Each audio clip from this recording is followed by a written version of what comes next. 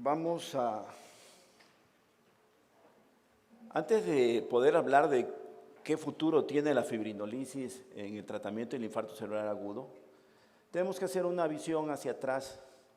En 1995, el ingeniero mexicano Mario José Molina Enríquez recibe el Premio Nobel de Química por sus estudios en el hoyo de ozono, en la capa de ozono. Y ese mismo año se publica este artículo que todos conocen en relación al manejo del infarto cerebral mediante anteplasia. ¿Qué ha pasado en esa evolución en todo el mundo y en México desde que se hizo la primera publicación en base a los trabajos previos? En el cual hemos visto que hay una progresión en cuanto a utilizar nuevos fármacos, buscando un fármaco que sea más seguro, que tenga menos complicaciones.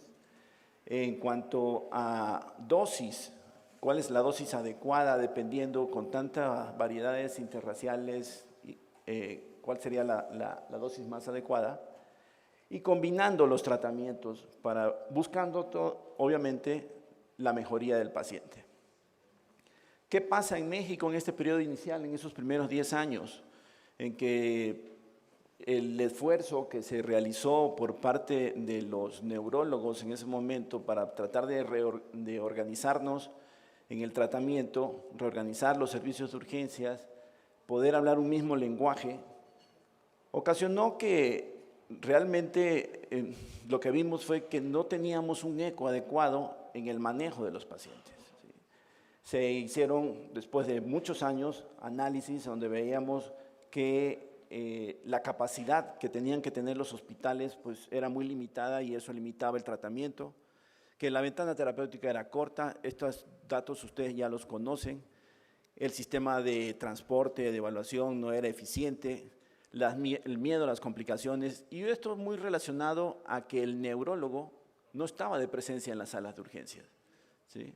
Las salas de urgencias son manejadas por urgenciólogos, médicos internistas, y no había neurólogos en ese momento y eso obviamente ocasionaba que no haya un tratamiento adecuado. Este estudio que todos conocen nos dice, es un estudio que se realizó prospectivamente, nos dice que nosotros realizamos nada más trombolisis en 0.5 de los pacientes, de los cuales un buen número de los pacientes llegaba dentro de la ventana terapéutica y a pesar de eso no recibía el tratamiento convencional.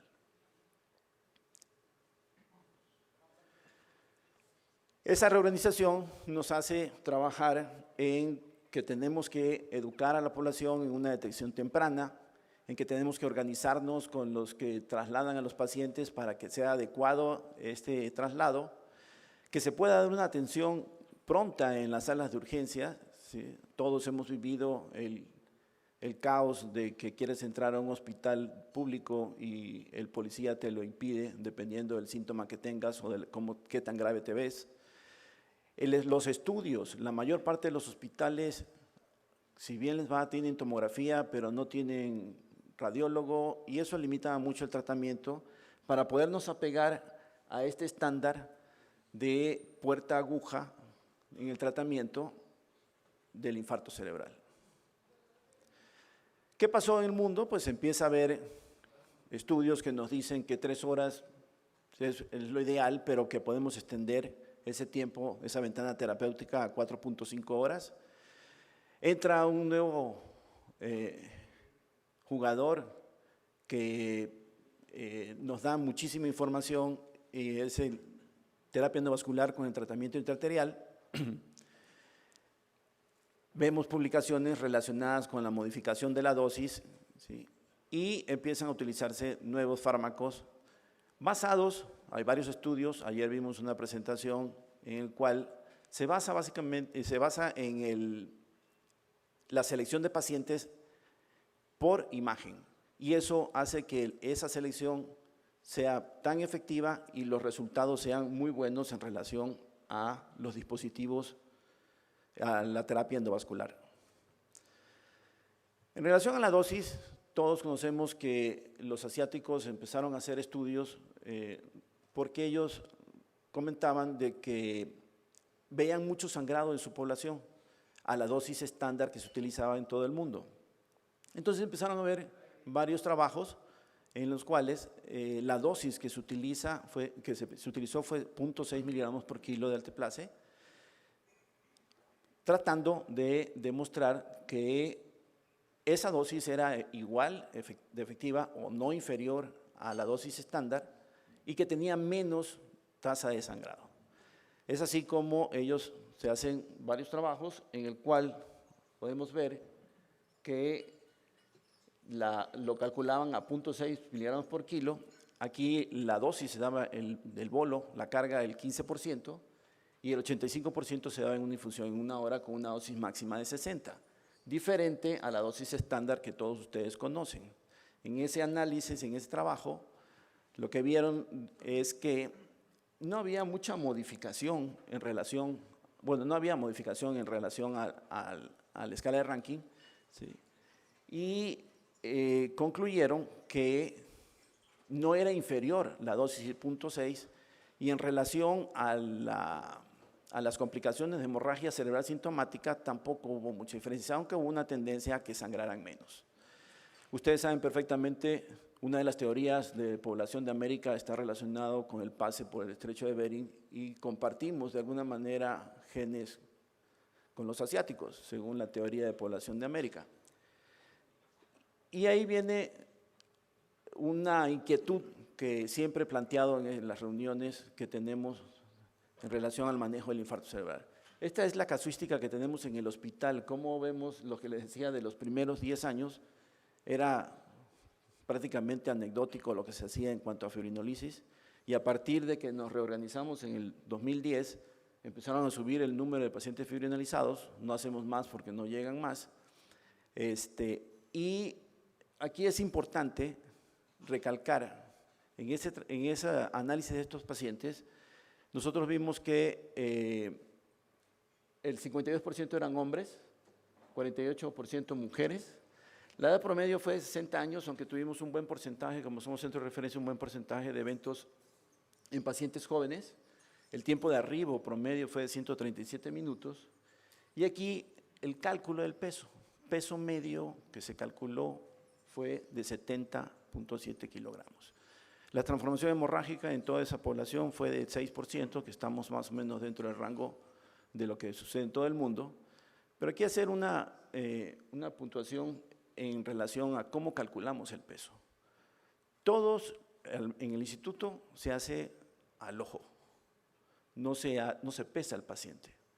Entonces, hasta donde yo tengo entendido, en los hospitales en México no sé, los demás centros que hagan fibrinolisis, cómo hacen el cálculo, y tengo entendido que lo hacen de la misma manera, es al ojo.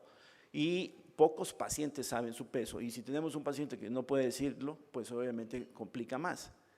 Nosotros hicimos, en base a eso, a esa inquietud, decidimos preguntarles a las que calculaban el peso, porque siempre les llegábamos y le decía a la enfermera cuánto pesa, y 2 personas cuánto le calcula de peso, ¿sí? Fue muy variable, lo cierto es que tendemos a calcular a menos. Entonces eso tendría también relación que probablemente, no lo sé, habría que hacer con los físicos del hospital, estamos tratando de ver si hay un algoritmo para ver qué tanto menos o qué dosis estamos dando en los pacientes de esa manera, pero daría la impresión de que la dosis que utilizamos en el hospital, estoy hablando, pero creo que se puede generalizar, es mucho más baja.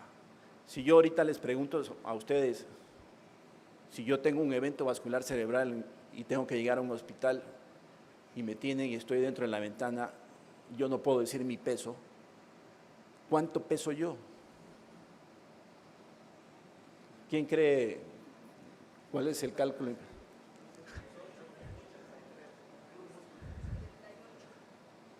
¿Sí? 90. Peso 77 kilos. ¿Sí? Entonces, eso es lo que sucede todos los días en las salas de urgencias y no estamos dando la dosis, creo que no estamos dando la dosis correcta en base, aunque lo calculamos como debe ser, estamos dando probablemente una dosis que no es la correcta. Tenemos en la otra variante que surgió, que fue utilizar otro fármaco. ¿Sí?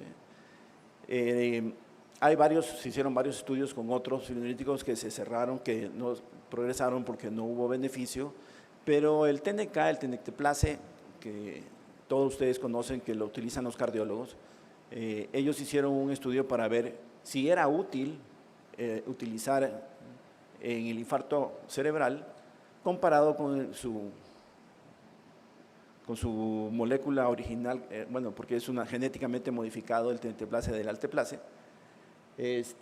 Y ellos hicieron un estudio para ver qué resultados tenían, y como no sabíamos cuál era no se sabía cuál era la dosis adecuada para el uso en el infarto cerebral, se hizo una selección de pacientes en los cuales ya después de todo el filtro quedaron 127 y solo 75 fueron enrolados, donde se incluyeron 25 para alteplase, 25 a una dosis de 0.1 miligramos por kilo de peso y 25 pacientes con tenecteplase a 0.25.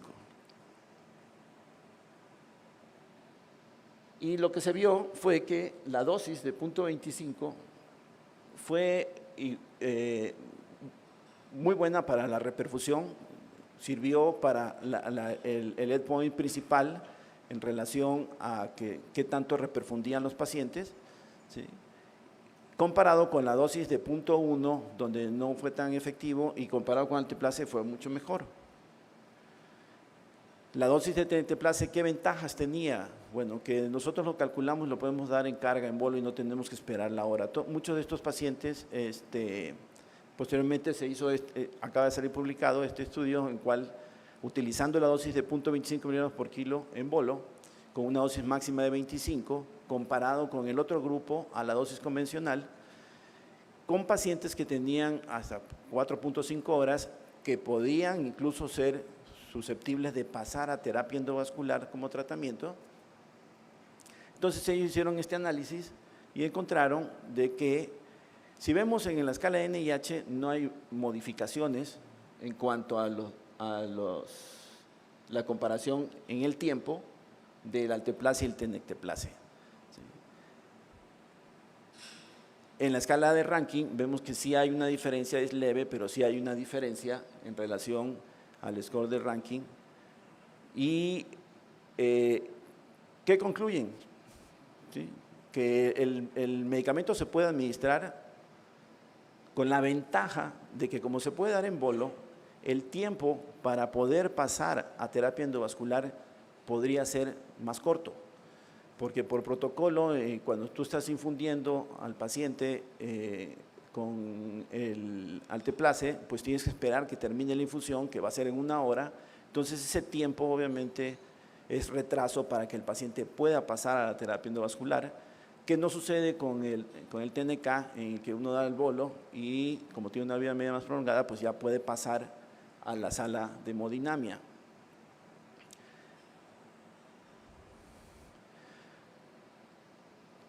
Ayer vimos una excelente presentación en relación a la terapia endovascular. Todos conocemos, también esto ha sufrido una evolución importante, ha habido varios estudios, hemos tenido varios tipos de dispositivos que, después de todos los protocolos que se han estado conversando aquí, que se van a seguir hablando de ellos, se demostró que el paciente podría beneficiarse del tratamiento de terapia endovascular combinado con el fibrinolítico. Ese es un punto importante, porque la experiencia en la sala de urgencia de recibir pacientes, que lo hemos conversado fuera de pláticas, y hablando, como decía Jorge, de terapistas endovasculares típicos y atípicos, hay tendencia a querer meter a los pacientes sin fibrinolítico y tratar de hacerlo el rescate por vía intraarterial sin fibrinolítico. Entonces, eso es importante aclarar, que el fibrinolítico es necesario dentro del tratamiento y que la selección del paciente depende muchísimo del estudio de imagen. ¿Sí? En la presentación anterior del día de ayer, que nos decía que el tiempo de cerebro, que también había que valorar que colateral es el cerebro, que el tejido recuperable, dependiendo del tiempo que esté expuesto, si tiene buenas colaterales, tenemos mayor chance en los pacientes. Entonces, la selección de esos pacientes dependía mucho de tener la infraestructura necesaria, como el caso clínico que se presentó en la mañana, que tenemos nada más tomografías. Entonces tenemos ahora dos mundos de tratamiento, dos grupos de tratamiento, los que tienen tomografía y el fibrinolítico y los que tienen acceso a una tecnología más avanzada de imagen y de hemodinamia. Se publicó en este mismo año y ya entró como un nivel de evidencia 1 que los pacientes seleccionados adecuadamente y que son tratados por fibrinolíticos que se benefician de la terapia endovascular, de rescate intraarterial con los dispositivos ya conocidos. Otra ventaja que nos ha dado la terapia endovascular es que ustedes saben perfectamente que la mayoría de los pacientes llega fuera de la ventana. Si nosotros tenemos estudios adecuados para valorar esa colateralidad y ese tejido reperfundible, si nosotros tenemos una sala de hemodinamia y personal entrenado, la ventaja en este sentido es que podemos seleccionar pacientes que antes estaban fuera de tratamiento y eso ha ido, en los diferentes trabajos, ha ido incrementando esa ventana terapéutica en el paciente adecuadamente seleccionado, llegando hasta casi 24 horas. Y importantísimo que esa selección depende, además de toda la valoración clínica neurológica que se realiza en las salas de urgencia, depende de que tengas la tecnología adecuada para valorar ese centro necrótico, para valorar esa zona de perfusión y poder hacer una diferencia y decir, puedo entrar a poder rescatar esa arteria porque tengo tejido que puedo salvar. Estamos en época de cambios, ¿sí? Con nuestro nuevo presidente, por decreto se van a cambiar muchas cosas, una de ellas la corrupción que tanto nos quejamos, ¿sí? Y esperamos que haya una mejora en la educación y una mejora en la salud de manera automática. Pongo este punto porque si queremos cambiar el manejo de los pacientes, tenemos que entrarle un poco a la política en salud, ¿sí?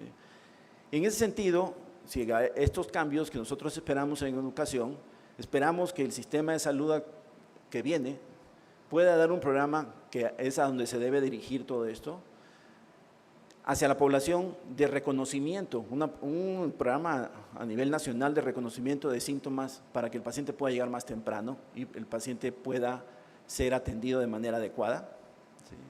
Cambios en las escuelas de medicina. Muchos de nosotros somos profesores de pre y posgrado en diferentes estados y tenemos que cambiar el entrenamiento de los médicos y de los especialistas, los urgenciólogos, los neurólogos, en relación a patologías neurológicas habituales en las salas de urgencias donde no hay neurólogo. Ahí está incluido el manejo del infarto cerebral, en el cual no solamente es el punto, el paciente con epilepsia, el paciente con cefalea, que son consultas de todos los días, que debe de haber un cambio en ese entrenamiento, que existe un traslado adecuado de los pacientes y obviamente lo que les decía desde el punto de vista político que necesitamos presupuesto. Si no hay dinero no se puede hacer, no podemos hablar de menos dosis, más dosis o de una terapia o de estudios si no tenemos dinero para poder tener un estándar de manejo en el tratamiento de los pacientes. La fibrinolisis IB sigue siendo la piedra angular en el tratamiento del infarto cerebral, eso está claro, no podemos prescindir de ella hasta el momento, ¿sí? Que se requiere de nuevos fármacos, sí, fármacos más seguros que se puedan administrar de manera más fácil para poder mejorar, disminuir el riesgo de utilización. Muchas de las causas que ya se han conversado por el cual el paciente los médicos no quieren fibrinolizar es el miedo al sangrado. El porcentaje de sangrado es muy bajo y cuando es mortal todavía es mucho más bajo. Requerimos de tecnología, es complicado, como decía Carolina, si yo tengo que trabajar nada más con una tomografía y sin contraste, es complicado hacer diagnósticos adecuados y obviamente no vamos a poder dar tratamientos óptimos en los pacientes. Y la necesidad de desarrollar redes integradas a nivel regional, tienen que estar intercomunicadas, tenemos que saber, un sufrimiento de nosotros en el hospital, en la sala de urgencias, es que nos hablen de Naucalpan que van a mandar un paciente, cuando llega, pues obviamente llegó 1 hora y media, 2 horas después de la llamada. Entonces, tenemos que tener un sistema regionalizado con puntos claves de hospitales que pueden dar la atención primaria, que solamente tengan tomografía de fibrinolítico, y centros con una tecnología más avanzada que puedan recibir a los pacientes que tuvieron el primer contacto en otro hospital, ¿sí? Y un concepto que se puede proponer, que es el concepto del neurohospitalista, ¿sí? En los hospitales generales hay 1 o 2 neurólogos en el cual le ponen 20 consultas al día para que tiene que atender, y si llega un paciente a urgencias, pues difícilmente va a tener que va a poder bajar a atender al paciente, o no va a poder quedarse en el procedimiento o ser parte del equipo de ictus de ese hospital. Entonces tiene que haber un neurólogo que se dedique a las complicaciones y a estar pendientes del paciente del hospital, el que está en urgencias, el que está en terapia intensiva, el que está en el piso, y no tiene la preocupación de dar los 20 pacientes o 25 pacientes de consulta diaria, de la mayoría son cefaleas. Entonces, es un concepto que se debería tener en cuenta en el esquema de manejo del infarto cerebral. Muchas gracias.